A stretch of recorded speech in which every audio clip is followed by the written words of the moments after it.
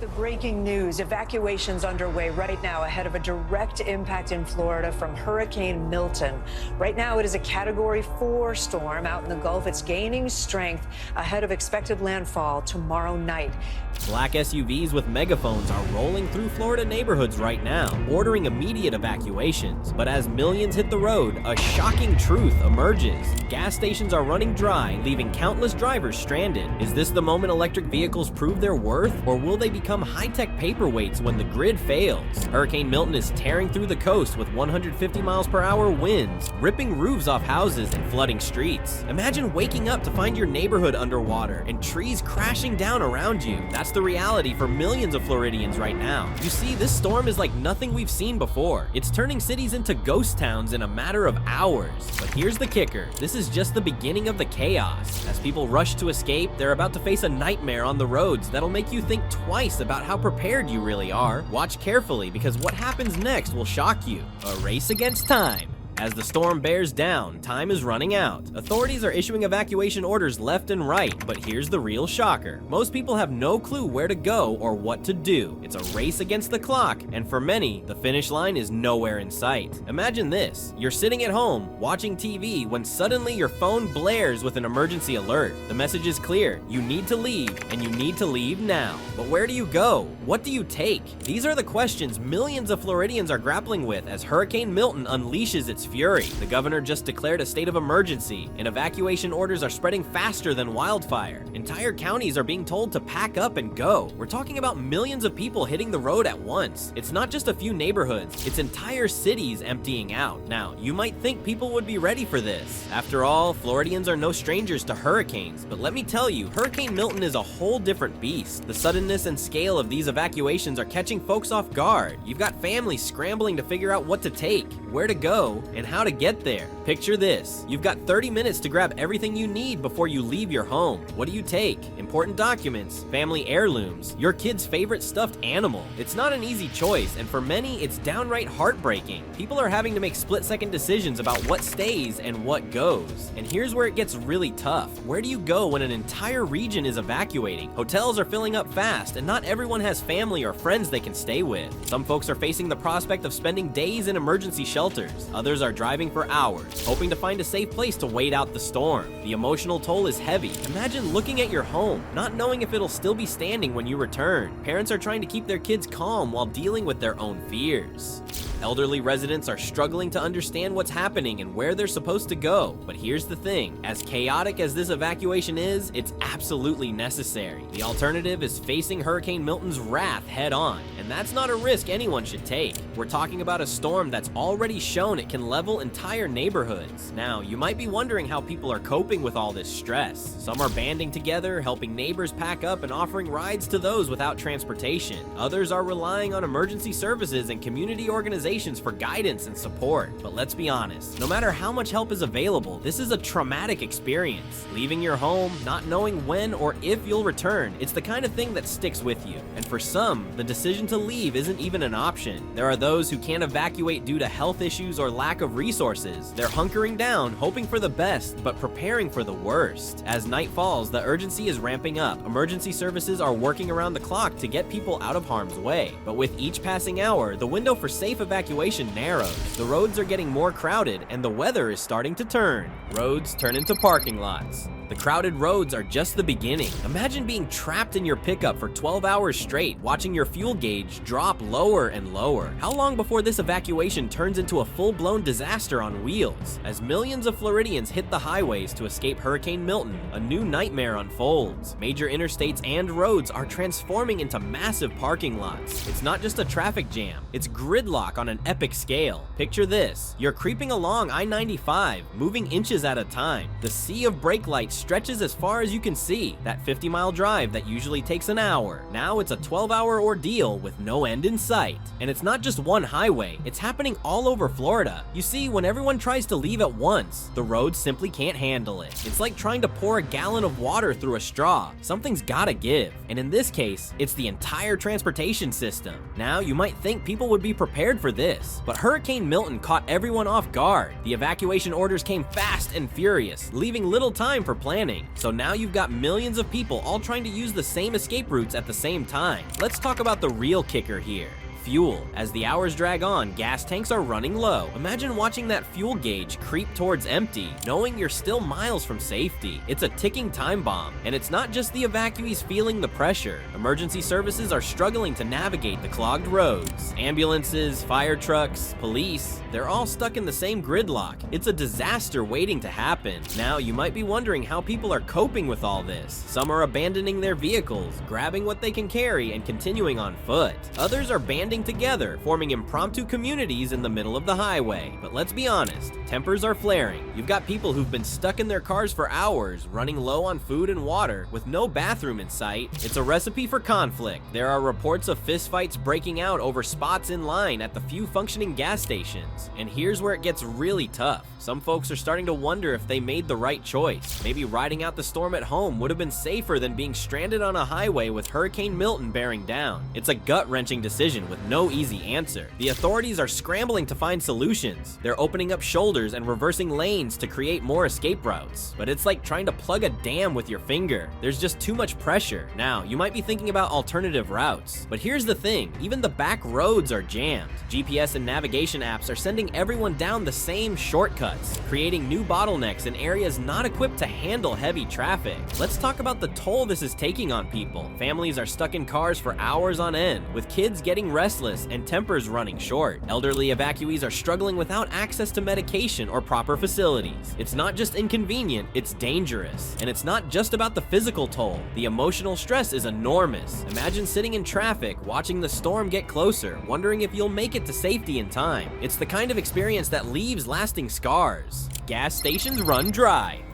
As if the gridlock wasn't bad enough, now there's a new threat looming over the evacuation. You're watching your fuel gauge drop lower and lower, but every gas station you pass is a ghost town. No fuel, no hope. How long before millions of evacuees become sitting ducks for Hurricane Milton? This fuel crisis is turning the evacuation into a nightmare. Imagine driving for hours, your eyes glued to the fuel gauge, praying you'll find gas before you're stranded. That's the reality for countless Floridians right now. Gas stations across the state are running dry, and it's happening fast. You see, when millions of people try to fill up at once, even the most well-stocked stations can't keep up. It's like trying to fill a swimming pool with a garden hose. The demand is just too high. And here's the kicker. Some stations that still have gas are facing their own problems. Power outages are knocking out pumps, leaving fuel tantalizingly close, but completely inaccessible. Now, you might think people would be prepared for this, but Hurricane Milton caught everyone off guard. The evacuation orders came so suddenly that many folks didn't have time to fill up before hitting the road. So now you've got millions of people all trying to fuel up at the same time, and the system just can't handle it. Let's talk about what this means for the average person trying to escape. You're sitting in traffic, watching your fuel gauge creep towards empty.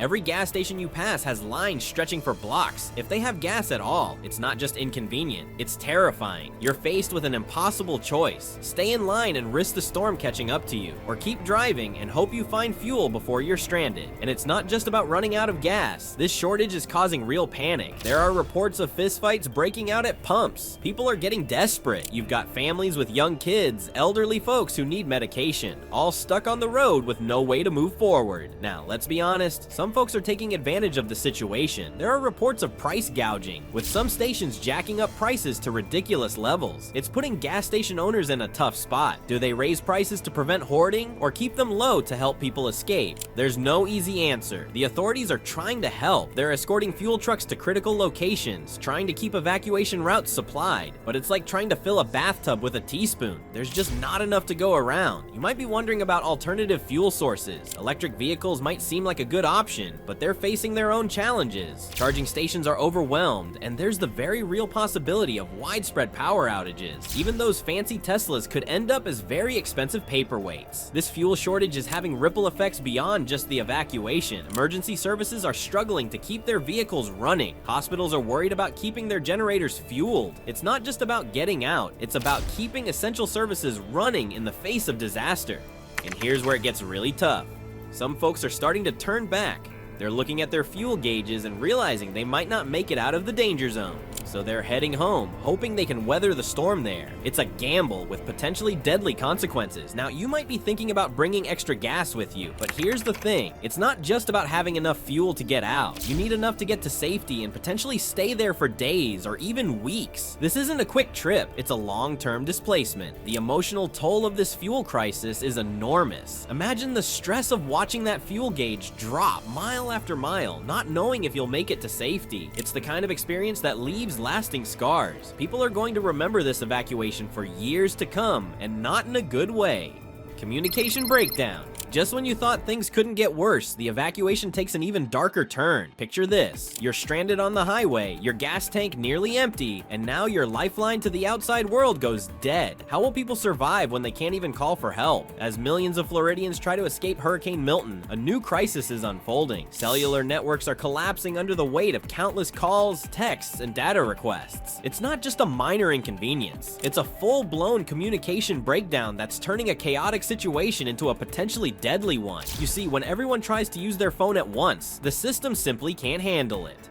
Cell towers are overwhelmed, leaving people unable to make calls, send texts, or access vital information online. It's like trying to force a river through a straw. Something's got to give. Now, you might think people would have backup plans, but the suddenness of the evacuation caught many off guard. So now you've got millions of people trying to coordinate with family, check evacuation routes, and get updates on the storm, all at the same time. The result? A massive communication blackout. Let's talk about what this means for the average person trying to escape. You're sitting in traffic, your phone in hand, desperately trying to reach loved ones or check the latest storm updates. But all you get is a no service message or endless loading screens. It's not just frustrating, it's terrifying. You're cut off from vital information and unable to let anyone know where you are or if you're safe. And it's not just about personal communication. This breakdown is having serious consequences for the entire evacuation effort. Emergency services are struggling to coordinate. Rescue teams can't easily locate people who need help. It's like trying to organize a massive operation while blindfolded. The authorities are scrambling to find solutions. They're bringing in mobile cell towers and trying to boost network capacity. But it's like trying to stop a flood with a few sandbags. There's just too much demand. Now, you might be wondering about alternative communication methods. Some folks are getting creative. There's a surge in the use of old school CB radios. Ham radio operators are becoming unexpected heroes, relaying messages and information. Some people are even resorting to leaving handwritten notes at rest stops or gas stations. But let's be honest, these makeshift solutions can only do so much. In an age where we're used to instant communication, this sudden silence is jarring. It's adding another layer of stress to an already tense situation. The emotional impact of this communication breakdown is huge. Imagine not being able to tell your family you're safe, or not knowing if your elderly parents managed to evacuate. It's the kind of uncertainty that can drive people to make dangerous decisions out of sheer desperation. And here's where it gets really tough. Some folks are turning to social media for information, but with limited data access, it's hit or miss. Rumors and misinformation are spreading faster than the hurricane itself. It's becoming harder and harder to separate fact from fiction. This communication crisis is exposing some harsh truths about our reliance on technology. We've become so dependent on our phones and the internet that when they fail, we're left feeling vulnerable and isolated. It's a wake-up call about the importance of having backup plans and alternative communication methods. Now, you might be thinking about satellite phones or other high-tech solutions, but here's the thing, those are in short supply and not everyone knows how to use them. Plus, with the storm approaching, even satellite signals could be disrupted. The impact of this communication breakdown goes beyond just the evacuation. It's affecting the entire response to Hurricane Milton. Emergency managers are struggling to get accurate information about conditions on the ground. Relief efforts are being hampered by the lack of real-time data. It's like trying to fight a fire with your eyes closed. Alternate routes and risky decisions. With communication systems failing, some evacuees are taking drastic measures. But would you risk driving through floodwaters to escape Hurricane Milton? Some desperate folks are doing just that, and you won't believe the chaos it's causing. As official evacuation routes become impassable, people are turning to their GPS for help. But here's the scary part. Those alternate routes might be leading them straight into danger. Imagine this. You're stuck in gridlock, your gas tank's nearly empty, and your phone's barely working. What do you do? For some, the answer is to take matters into their own hands. They're punching in addresses on their GPS, looking for any way out. But here's the problem. Those apps don't don't know about flooded roads or downed power lines. They're sending people down paths that could be deadly. You see, Hurricane Milton isn't just hitting the coast, it's dumping massive amounts of rain inland too. Roads that were fine yesterday are underwater today, but desperate evacuees trusting their GPS are plowing right into these flood zones. Emergency services are stretched thin trying to rescue these folks. Picture this, a family in a minivan, water rising around them because they followed a shortcut on their phone. It's not just dangerous for the evacuees, it's putting rescuers at risk too. Some people are getting even more creative,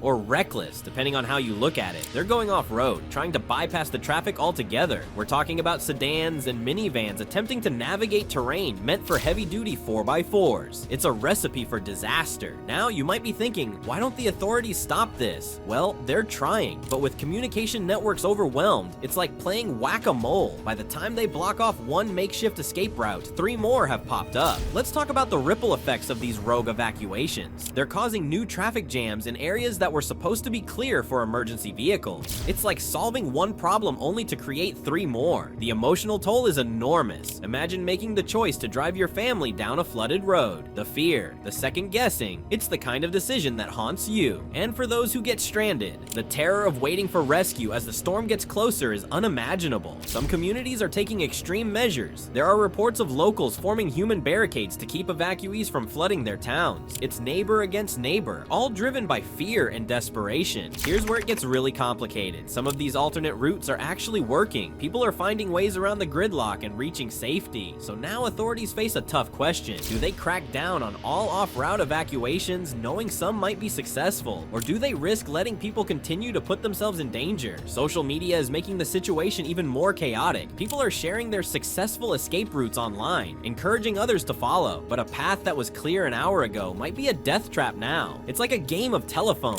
but with life or death consequences. Shelter shortages. As the digital grapevine spreads misinformation, another crisis is unfolding on the ground. What happens when an entire city runs out of safe places to hide? Imagine thousands of families showing up at shelters only to find no vacancy signs everywhere they turn. That's the nightmarish reality facing Hurricane Milton evacuees right now. You see, while everyone's been focused on the traffic jams and fuel shortages, another problem's been brewing. The shelters are filling up fast, and it's creating a whole new level of panic. We're talking about schools, community centers, and churches packed to the rafters with scared families. Now, you might think there'd be enough room for everyone, but Hurricane Milton's caught everyone off guard. The sheer number of people needing shelter is overwhelming. It's like trying to fit an entire stadium crowd into a high school gym. Something's gotta give. Let's paint a picture of what's happening on the ground. You've got long lines snaking around buildings, people waiting for hours just to get inside, families with young kids, elderly folks, even pets, all hoping for a safe place to wait out the storm. But as the day wears on, more and more people are being turned away. The shelter staff are doing their best, but they're stretched thin. Imagine trying to manage hundreds of stressed out people in a space that's not meant for this kind of crowd. It's chaos. There are reports of arguments breaking out over space, food shortages, and not enough bathrooms to go around. Now, you might be wondering what happens to the people who can't get into shelters. Some are trying their luck at hotels, but those filled up days ago. Others are sleeping in their cars, which is dangerous with a hurricane on the way. And some, they're making the risky decision to head back home and try to ride out the storm. The authorities are scrambling to find solutions. They're opening up every possible space. We're talking about converting convention centers, sports arenas, even shopping malls into makeshift shelters. But it's like trying to bail out a sinking ship with a teacup. There's just not enough room. Let's talk about the toll this is taking on people. The stress of evacuation is bad enough, but now imagine being turned away from what you thought was your safe haven. It's crushing. Families are being split up, with some members finding space in shelters while others have to look elsewhere. The emotional impact is huge, and it's not just about having a roof over your head. These shelters provide food, water, and medical care. For some folks with health issues, not getting into a shelter could be life-threatening. It's a ticking time bomb of a different kind. Now, here's where things get really interesting. Some communities are stepping up in amazing ways. There are reports of people opening up their homes to strangers, turning living rooms into dormitories. Local businesses are getting creative too. We're hearing about car dealerships offering their showrooms as as impromptu shelters. But let's be honest, these grassroots efforts, while incredible, are just a drop in the bucket. The need is overwhelming, and it's exposing some harsh truths about our disaster preparedness. We're seeing firsthand what happens when a city's infrastructure is pushed beyond its limits. The impact of this shelter crisis goes beyond just the immediate need for safety. It's affecting the entire Hurricane Milton response. Emergency managers are having to divert resources to manage overcrowded shelters instead of focusing on other critical tasks. It's like trying to juggle while riding a unicycle in a hurricane.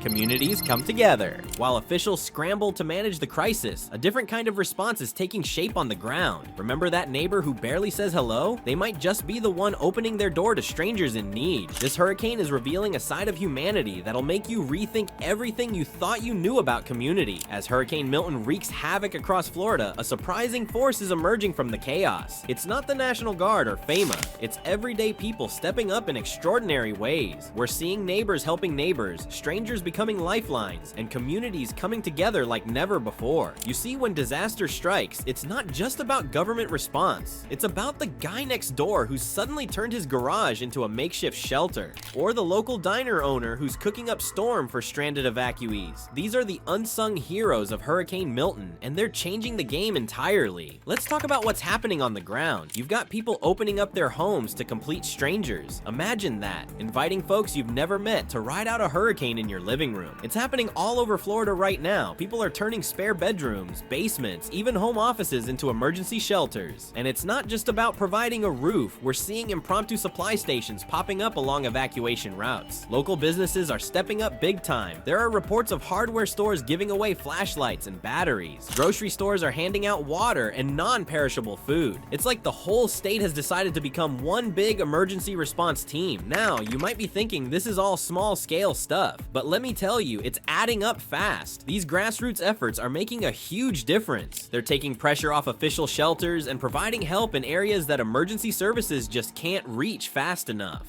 Let's not forget about the first responders and emergency workers. They're out there in the thick of it, working around the clock. But here's the thing, they're getting a massive boost from all these volunteer efforts. It's like having an army of unofficial deputies all pitching in to manage the chaos. The stories coming out of this disaster are incredible. There's a report of a guy with a fishing boat who's been rescuing people from flooded neighborhoods. A group of nurses who were off duty came together to set up a makeshift clinic in a church basement. Even kids are getting in on the action, with one group of high schoolers organizing a pet rescue operation for families who couldn't take their animals to shelters. Now, it's not all smooth sailing. Coordinating all these grassroots efforts is a challenge. You've got well-meaning folks sometimes getting in the way of official operations. But overall, the impact is overwhelmingly positive. It's like watching a massive statewide barn raising. Everyone's pitching in, and the results are pretty amazing. This community response is doing more than just providing practical help. It's giving people hope. In the middle of all this destruction and chaos, seeing your neighbors step up is powerful stuff. It's reminding people that they're not alone, that there's still good in the world, and here's where it gets really interesting. This massive volunteer effort is changing how we think about disaster response. Emergency managers are taking notes. They're seeing how these community networks can fill gaps and reach people faster than traditional methods. It's like a real-time experiment in disaster management, and it could change how we handle future crises. The impact of these everyday heroes goes beyond just the immediate crisis. It's creating lasting bonds in communities. People who never talked before are now connected. Neighborhoods are coming together in ways they never have before. It's like Hurricane Milton is forging a new kind of community spirit right in the middle of trying to tear everything apart. Lessons learned and road to recovery. Now imagine this, the hurricane's gone, but the chaos isn't over. In fact, it's about to get even crazier. You think evacuating was tough? Wait until you see what happens when millions try to return home all at once. It's a whole new kind of disaster, and it's going to change everything we thought we knew about recovery. As the winds die down and the floodwaters start to recede, Florida faces a mammoth task. The aftermath of Hurricane Milton isn't just about clearing debris and restoring power. It's about rebuilding lives, communities, and an entire infrastructure that was pushed to its breaking point. Let's talk about the immediate challenges. You've got entire neighborhoods underwater, roads washed out, and power lines down across the state. Emergency services are working around the clock, but the scale of the damage is overwhelming. It's like trying to put together a million-piece puzzle while blindfolded. And here's where it gets really complicated. All those evacuees, they want to come home, but you can't just flip a switch and let everyone back in. Imagine millions of people all trying to return at once, only to find their their homes destroyed or roads impassable. It's a logistical nightmare that's making the evacuation look like a walk in the park. The authorities are facing some tough decisions. How do you manage the return of evacuees without creating more chaos? When is it safe to let people back into flood-damaged areas? These aren't just logistical questions, they're life and death decisions that will affect millions. Now, let's talk about the long-term recovery. Hurricane Milton exposed some serious flaws in Florida's infrastructure and disaster preparedness. You've got cities realizing their drainage systems can't handle these mega storms, evacuation routes that turned into parking lots, communication networks that collapsed under pressure. It's like the whole system got a stress test and it failed big time. But here's the silver lining. This disaster is sparking some serious innovation. Engineers are already drawing up plans for more resilient cities. We're talking about redesigned flood management systems,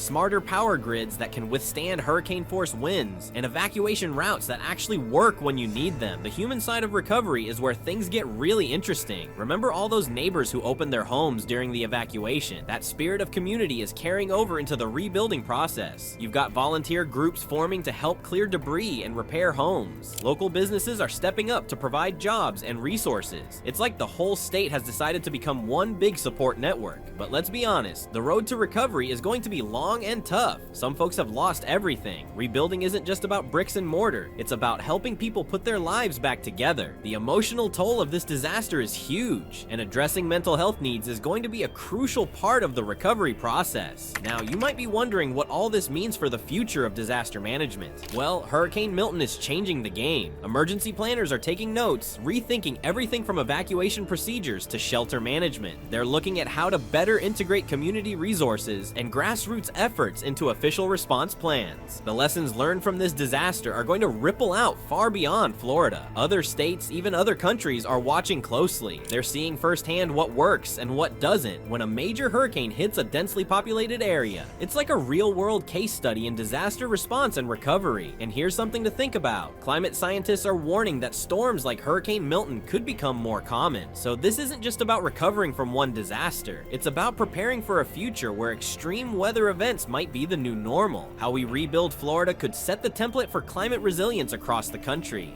What this means for you. Hurricane Milton showed us just how unprepared we are for major disasters. The chaos of evacuation, fuel shortages, and overwhelmed shelters exposed big weaknesses in our emergency plans, but it also revealed the incredible power of community. So what does this mean for you? First, don't wait for official orders to prepare. Stock up on essentials, have a solid evacuation plan, and know your neighbors. Consider investing in a generator or solar power backup. Keep important documents in a waterproof portable container. Remember, your community is your best resource in a crisis. Get involved in local emergency planning, learn basic first aid, and most importantly, be ready to help others. As climate change makes extreme weather more common, our ability to come together and support each other will be more crucial than ever.